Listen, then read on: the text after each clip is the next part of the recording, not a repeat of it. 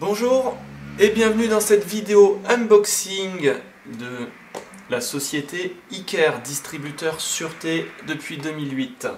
Nous allons voir aujourd'hui la caméra de chez UNV, la IPC 2324 EBR DPZ 28. C'est une caméra tube ou bullette pour les anglophones qui offre une résolution de 4 millions de pixels, un zoom motorisé et pas mal de fonctionnalités plutôt sympas. Donc nous allons commencer à ouvrir la boîte ensemble. Donc à l'ouverture de la boîte, vous allez trouver le mode d'emploi, le nécessaire de visserie, votre clé 6 pans, vous avez un gabarit de perçage pour vous simplifier la pose de votre produit à ce niveau-là. Quand j'enlève la mousse, je tombe ensuite sur mon système de presse étoupe étanche qui va vous servir en fait à réaliser la connexion étanche de votre caméra. Pour plus d'informations sur ce petit accessoire et sur son utilisation, je vous invite à visionner notre autre vidéo YouTube rapport aux presses étoupe. Et donc ici vous retrouvez la caméra qui est toujours emballée dans son sachet anti-électromagnétisme. Voilà le magnifique objet que nous allons voir aujourd'hui, notre caméra IPC 2324.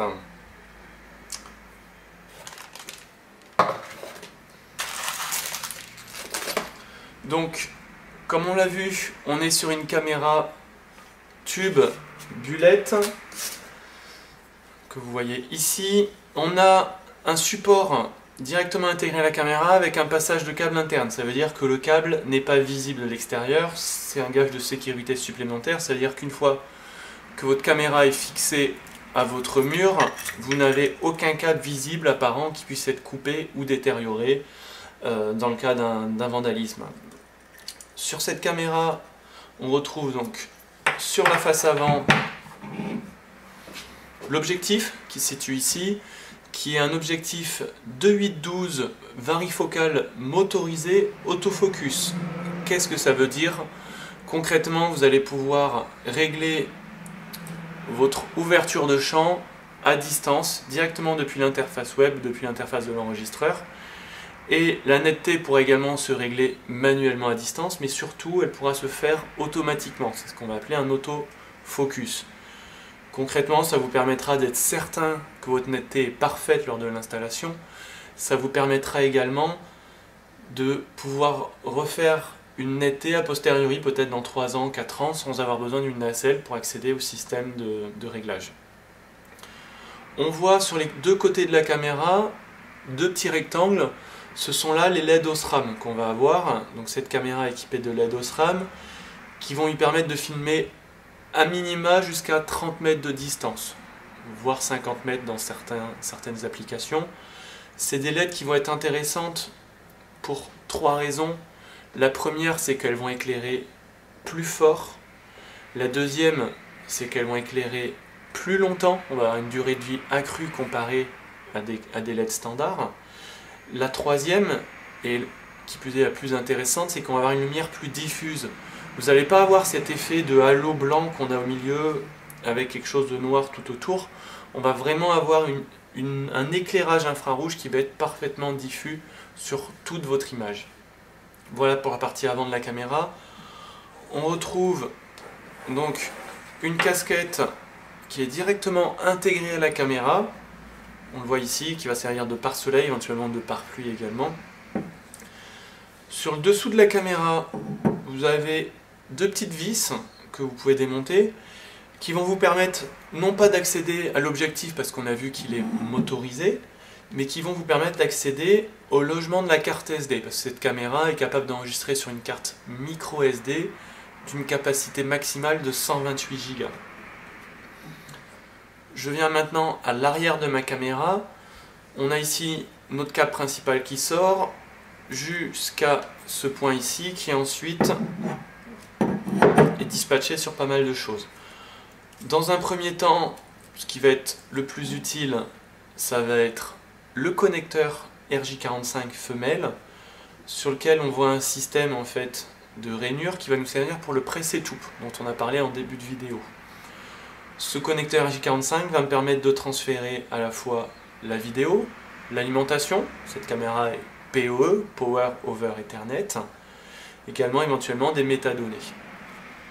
Je vais retrouver des connecteurs d'alarme en entrée, donc in et ground sur ce câble-là, donc le bleu et le marron, qui pourront être paramétrés en normalement ouvert ou en normalement fermé. Je vais trouver ma sortie alarme ou mon contact sec, et à nouveau avec un plus et un moins, donc sur le vert et le orange, qui eux vont me permettre de contrôler éventuellement un appareillage externe. Toujours sur le même type de connectique, on va trouver une entrée audio en blanc et en jaune, qui vont vous permettre de connecter éventuellement un microphone, et une sortie audio qui vont vous permettre de connecter un haut-parleur. L'intérêt de ces deux éléments, ça va être effectivement de pouvoir entendre ce qui se passe à proximité de ma caméra, ou même de faire entendre ma voix à proximité de la caméra. On gère l'audio bidirectionnel, ça veut dire que je pourrais même parler et me faire entendre dans le même temps. Pour terminer, un connecteur jack 2,5, 12 volts. Si vous souhaitez alimenter votre caméra autrement que par le PoE, ça peut arriver sur certains applicatifs, en sachant que ça peut aussi servir d'alim redondante. Je peux très bien alimenter ma caméra à la fois en PoE et en 12 volts. Si j'ai une des deux alimentations qui est défaillante, il y aura toujours l'autre alimentation pour prendre le relais. Voilà, on est sur un boîtier compact, très bien fini. On est sur une caméra qui est, alors vous ne le verrez pas sur la vidéo, mais assez lourde. On est proche des 1 kg, on est à 930 grammes pour cette caméra tout intégrée. Très bien fini, comme toujours chez UNV. Possibilité de faire tourner mon support sur 3 axes, donc sur l'angle horizontal, vertical et sur son propre axe également, pour reprendre éventuellement si j'ai besoin de venir l'incliner sur cet axe-là. En termes de performance, donc là on est vraiment resté sur la partie matérielle.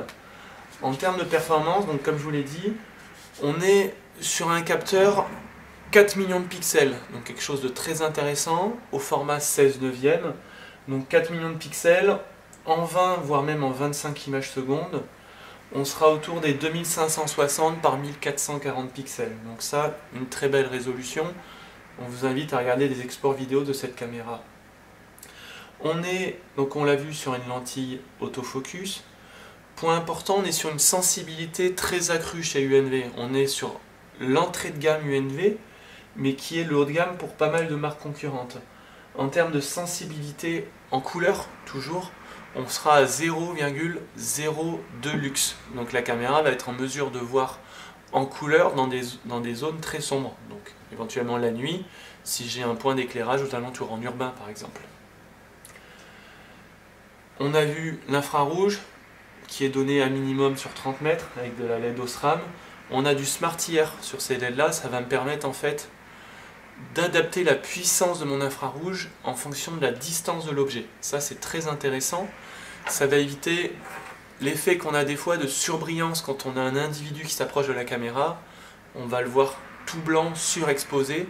Là, mon infrarouge va s'adapter en fait en fonction de la distance de mon objet. Mon objet se rapproche, mes infrarouges vont être moins puissants. Mon objet s'éloigne, la puissance de mon infrarouge va revenir pour avoir une image qui sera toujours optimale. On va avoir quelque chose d'intéressant chez UNV, c'est que sur cette caméra, comme sur la très grande majorité de leurs produits, on aura nativement une compression en MJPEG, H264, H265, et pour finir Ultra 265 qui a un codec de compression breveté par UNV qui permet de réduire jusqu'à 80% la bande passante. Donc réduire 80% la bande passante, ça vous permettra de réduire 80% sur pas mal de facteurs additionnels comme votre câblage, vos éléments actifs, vos disques durs, même la fluidité sur votre accès distant, que ce soit sur un ordinateur ou sur un mobile. On a sur cette caméra un WDR intégré, 120 dB.